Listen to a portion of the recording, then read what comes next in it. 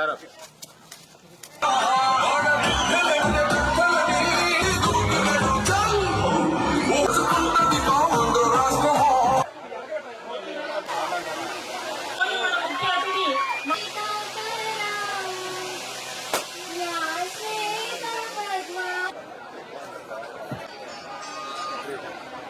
ఎక్కడి నుంచి పడుతుందనేది మీ అందరికి కూడా ఈ ఫ్రెషర్స్ డే శుభాకాంక్షలు ముందుగా మీ అందరికి కూడా తెలియజేసుకుంటూ ఉన్నా.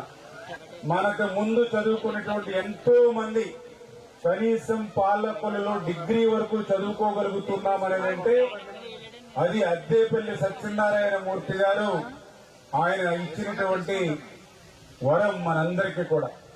ఏదైతే ఈవేళ ఒక కార్పొరేట్ కాలేజీకి గాని ఒక కార్పొరేట్ స్కూల్కి గాని పోతే అక్కడికి ఇక్కడికి నేను గమనించింది ఏంటంటే అక్కడ చదువుకునేవాళ్ళు అక్కడ పిల్లలుంటే ఇక్కడ చదువుకునేటువంటి పిల్లలు ఈ గవర్నమెంట్ కాలేజీల్లో ఉండేటువంటి పరిస్థితి. అంచేత అటువంటి చదువుకునేటువంటి మరి మంచి పిల్లలు ఉన్నటువంటి మన ఏఎస్ఎన్ కాలేజీలో మరి రేపు భవిష్యత్తులో మరింత ఉన్నతమైన స్థాయికి మీరు వెళ్లాలనేటువంటి విధంగా ఒక అంబేద్కర్ గారు గాని ఒక అబ్దుల్ కలాం గారు గాని ఇట్లా ఎంతో మంది అమెరికా ప్రెసిడెంట్ అబ్రహం లింకన్ ఆయన కూడా వీధి లైట్ల కింద చదువుకున్న వ్యక్తి. అంటే ఇట్లా చరిత్రలో ఎంతో ఉన్నత స్థాయికి వెళ్ళినటువంటి ఎంతో మంది మరి ఈ రకంగా మరి ఇటువంటి స్కూల్స్ నుంచి కాలేజీ నుంచి వచ్చిన వాళ్లే. అంచేత భవిష్యత్తులో కూడా మీరందరూ కూడా అటువంటి ఉన్నతమైన స్థాయికి వెళ్లాలని మనస్ఫూర్తిగా కోరుకుంటూ ప్రతి జనవరిలోనూ జాబ్ క్యాలెండర్ అని చెప్పాడు. ఆ రోజు 5 సంవత్సరాలు 5 జనవరిలో అయినా జాబ్ క్యాలెండర్ ఊసేలేనటువంటి పరిస్థితి. ప్రతి సంవత్సరము డిఎస్సీ అన్నాడు, మెగా డిఎస్సీ అన్నాడు. 5 సంవత్సరాలైనా డిఎస్సీ మాట లేనటువంటి పరిస్థితి.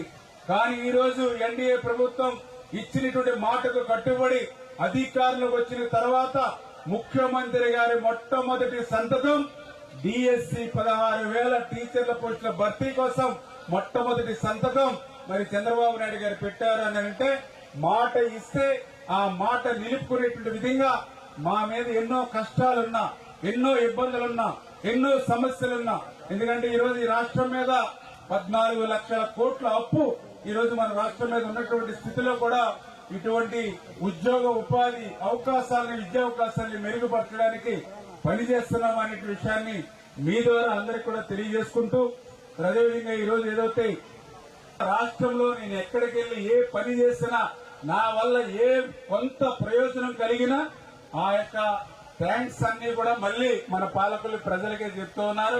అంటే ఖచ్చితంగా రేపు మీ గౌరవాన్ని మరింత కాపాడేటువంటి విధంగా భవిష్యత్తులో కూడా పనిచేస్తాననేటువంటి హామీని కూడా మీకు ఇస్తూ ఏదైతే మన ఏఎస్ఎన్ కాలేజీకి సంబంధించి మరి ఇవాళ ప్రిన్సిపాల్ గారు కూడా మరి అదేవిధంగా మీరు కూడా అన్ని కూడా చెప్పడం జరిగింది.